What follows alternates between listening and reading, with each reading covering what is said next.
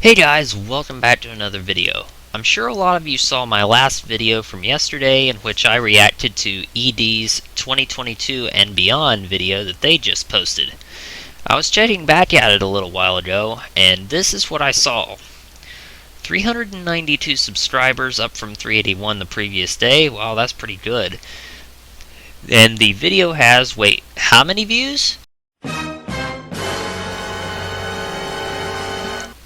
1.6 thousand views in a single day. The best I have ever seen in a day for one video is maybe 150. First of all, I'd like to thank you all for watching and supporting the channel for those who subscribed.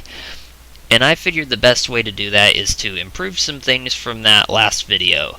I was scrolling through the comments on it, and several people pointed out things that I totally missed. Honestly, I just saw ED's video yesterday and figured I needed to cover it.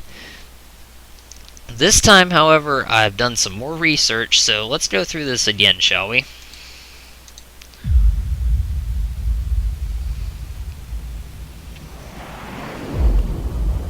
Hi, this is Nick from Eagle Dynamics, and welcome to our 22 and beyond presentation.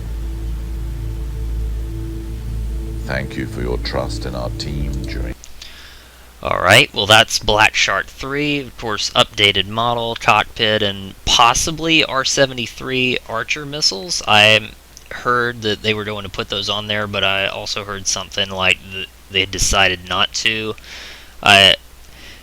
It's been a little bit difficult to keep straight what they're doing and what they're not doing with the Black Shark, but I know there's definitely some improvements inbound for that.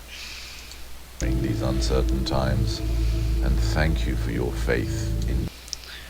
Okay, so there's the F-15E Strike Eagle cockpit. Of course, you can tell it's not a Hornet cockpit because of the wide-angle raster HUD instead of the narrow-angle HUD on the F-A-18. By the way, raster refers to the HUD's capability to project the, I believe, the targeting pod display onto the HUD. Of course, the F-15E will have a rear seat, and I believe it will not have any gesture-like AI for the back seat. It's just like flying a two-seat jet single seat when you don't have anybody to fly with in the back seat. But I don't think that that's going to be too big of an issue, because the F-15E is going to be very similar in a lot of ways to flying the Hornet, albeit with more weapons capability and more performance. And I think it's probably just going to come down to, yeah, it's got the extra utility of having a second crew member in the back seat working all of the weapon systems, but at the end of the day, it'll still have plenty of functionality, even just playing it from the front seat with no backseater or even AI substitute backseater like we have in the F-14. And of course, you can also see the F-15 radar display here. Very similar to the Hornets, but still not exactly. DCS. Your personal commitment and the support of our growing community of pilots and friends means everything to us. Go back a little bit there, because of course the AH-64 is slated to come into DCS, I believe, in late January of next year. So it's probably about a month out, maybe less. Definitely looking forward to that. Means everything to us. Of course, there's the Heat Blur Onwards A6. and upwards, strength and honor.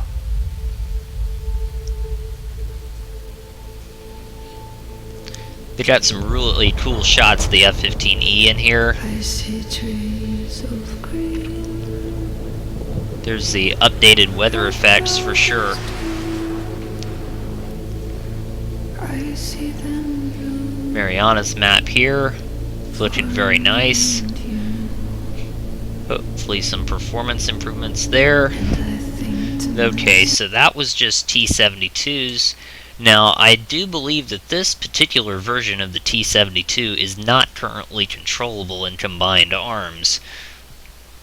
So I definitely like to see that come along as another playable vehicle, because it's a really cool looking one, honestly, or a really ugly one, depending on how you look at it, but sometimes those two terms kind of intermingle a little bit when you're talking about armored vehicles like this. Hopefully we'll be seeing a combined arms expansion of some sort. Of course, that's the South Atlantic map in development by Razbam.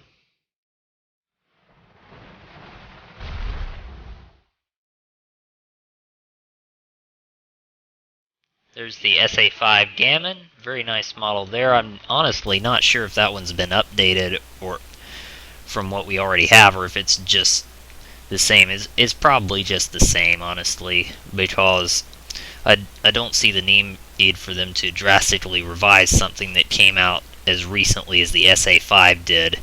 You'd think that they would probably get that right the first time, and ED does a pretty good job of doing that.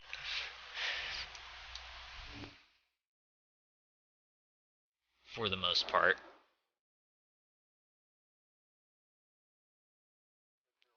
Beautiful looking clouds here for sure. There's the USS Forrestal.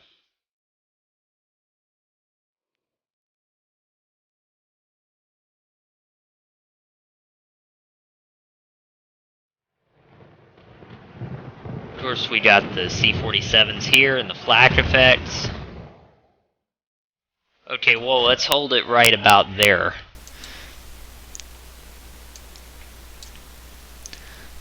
Now, correct me if I'm wrong, but those look like torpedoes, possibly. They may just be regular bombs, but they look like they protrude pretty far back from the wings to just be bombs. Now, I know the Ju-88 could carry torpedoes in real life, and I'm pretty sure that that's what I'm looking at here. Let me know in the comments if that's not the case, and if the Ju-88 already has torpedoes, because I honestly don't know. I don't own the World War II expansion packs. Well, really any of them. The World War II assets pack or the channel map or anything like that. So, in case you haven't noticed by now, I really don't focus too heavily on World War II stuff. So, we'll just say that I'm really a little bit out of water when I'm looking at stuff like that. So maybe it already has torpedoes. If not, maybe torpedo bombing is going to be a thing pretty soon in DCS, which I could kind of see if ED is going to develop a World War II version of the Mariana Islands map, because torpedo bombing did end up being, well, a pretty big part of World War II, although it wasn't the most effective way of sinking ships necessarily, just because of how dangerous it was. It did work.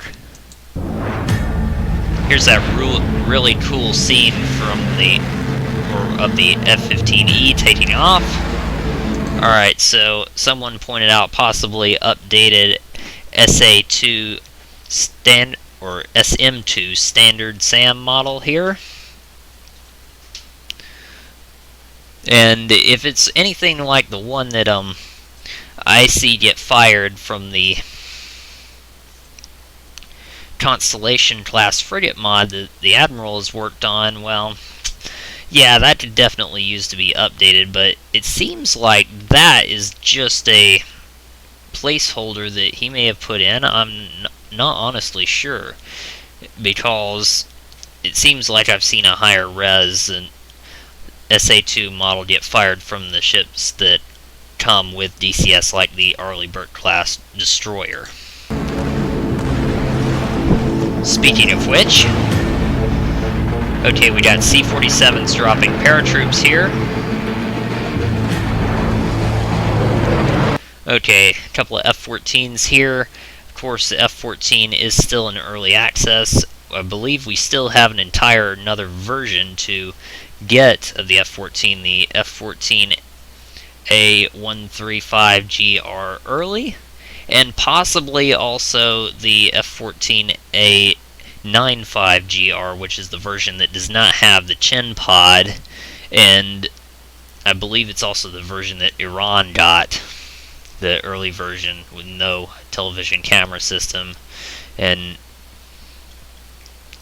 earlier missile systems, and potentially a little bit less refined, certainly not necessarily as much in the way of electronic countermeasures, if I'm not mistaken.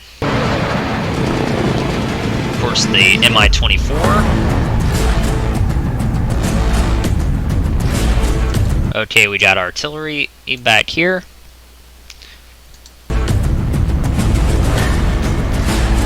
Okay, driver's perspective on a BMP here, if I can find it again.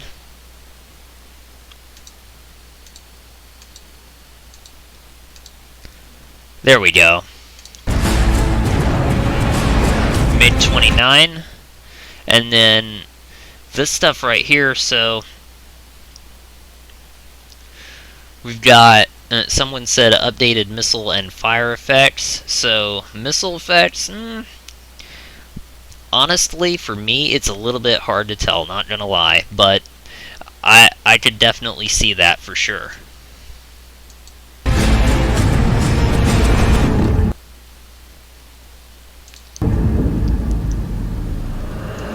Okay, so it may be a little bit difficult to see, but the F-16 pilot here, I believe, does not have the joint helmet mounted cueing system on his helmet. So apparently they're going to give us a version of the F-16. Of course, I'm sure the F-16C again, not like the F-16A or anything like that, but just without the joint helmet mounted cueing system. And I would tend to think that the version that doesn't have the helmet mounted cueing system would not have that functionality in the actual cockpit, so no high off-bore sight capability, at least not with the helmet sight, of course. Nice looking rough met. That's for the F-16, by the way.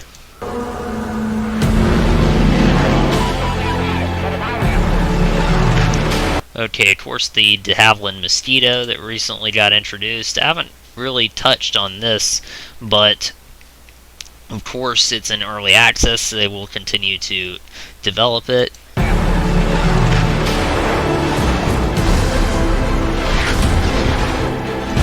Okay, let's come back just a bit.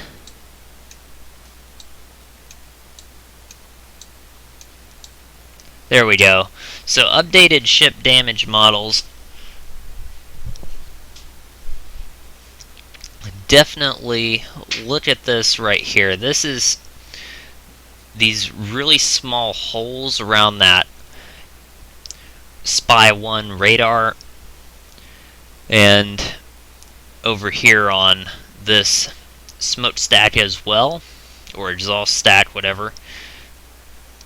So updated ship damage models, definitely going to be something very good to see, and hopefully the way that ships take damage and the way the game decides if a ship is destroyed or not, well, hopefully they're going to do some work on that, because I'm not totally sure that it's 100% right now. But that may be just me. Anyway, even if it is just the visuals, that's plenty good enough.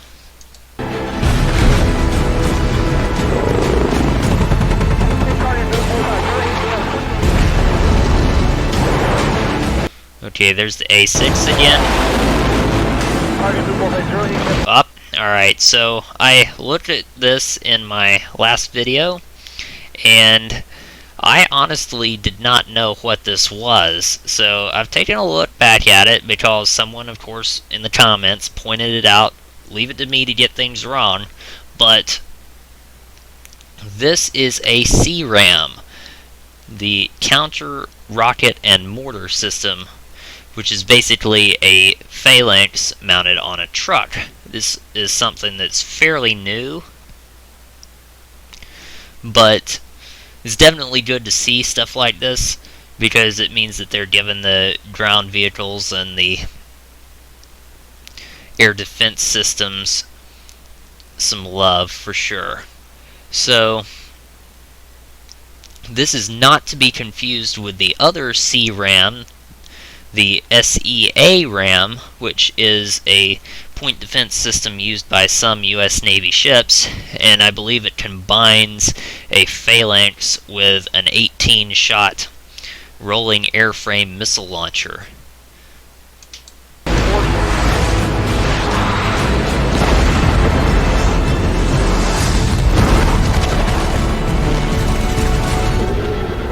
Okay, yeah, more updated damage models here. Now, honestly, I hope that it's hard to tell what that is. That looks like an Oliver Hazard Perry class frigate. It's a little bit difficult for me to tell from here.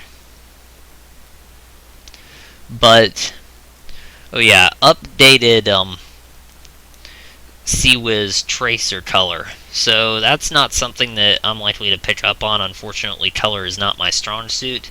But now that someone has pointed it out to me, I can kind of see it does look a little bit darker than it did before.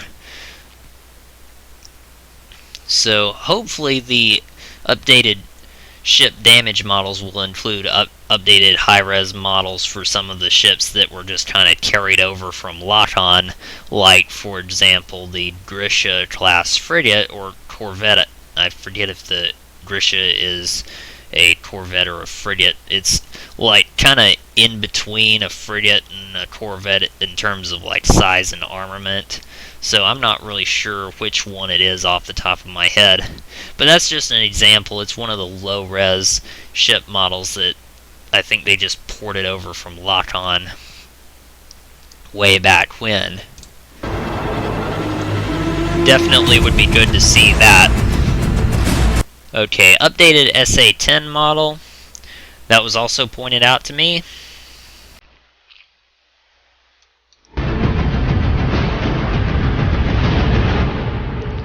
And then, of course, we got Razbam's South Atlantic map. That's going to be really, really interesting.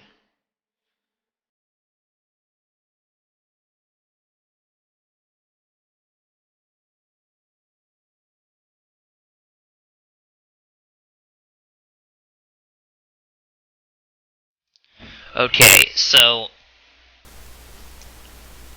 I'm guessing it was right here. Somebody thought that I had missed the Kiowa. I've watched this video several times over, and I do not see the OH-58 Kiowa anywhere. I do know it exists, but I don't see it in here. This is the Apache. It's obviously not the Kiowa, and we know that because of this engine nacelle right here and this squared off cockpit hatch door over here. This is definitely the Apache, not the Kiowa. What a wonderful world. Okay, so we got the Leopard 1 here. Or Leopard 2, I mean. We've been seeing a lot of the Leopard 2 in this video for some reason. And then we got the Eiffel Tower here, of course, Paris, and Big Ben in London.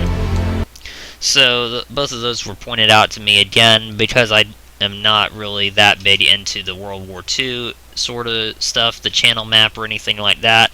It's not that it doesn't interest me, it's just that the other more modern stuff in DCS interests me more, to be honest. So I just don't tend to stay up as much or really be interested in stuff like that, but they are doing a lot of good work with that, and you can tell if you go back here and look. Very nicely detailed model here on Big Ben, and of course the same on the Eiffel Tower.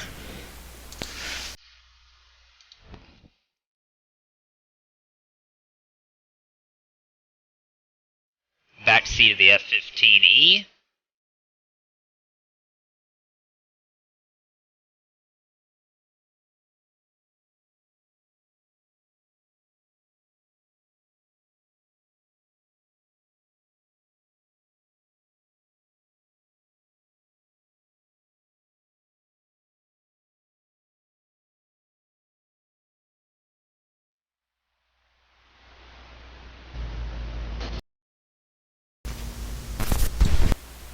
Okay, so these coordinates right here, I didn't bother to cover this in my previous video. These are for Bagram Air Base in Afghanistan, and that is currently not part of the Syria map.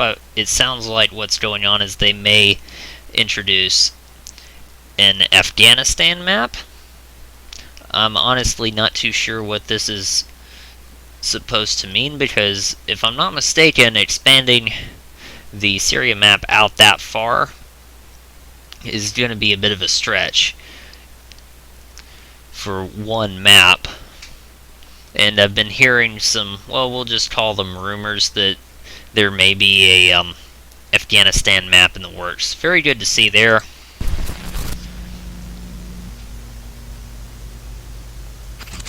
And then, of course, we get the F-4 Pipper reticle right after that, the F-4E. And one thing I will cover before I end this video is that in my last video I called the F-15E coverage a reveal. I definitely could have worded that better. I'm sorry, guys. Because the F-15E has been covered before by ED. It's really more of just, I probably should have said showcase or something like that. But anyway, I hope you've enjoyed this video, and I will see you in the next one. Thanks for watching.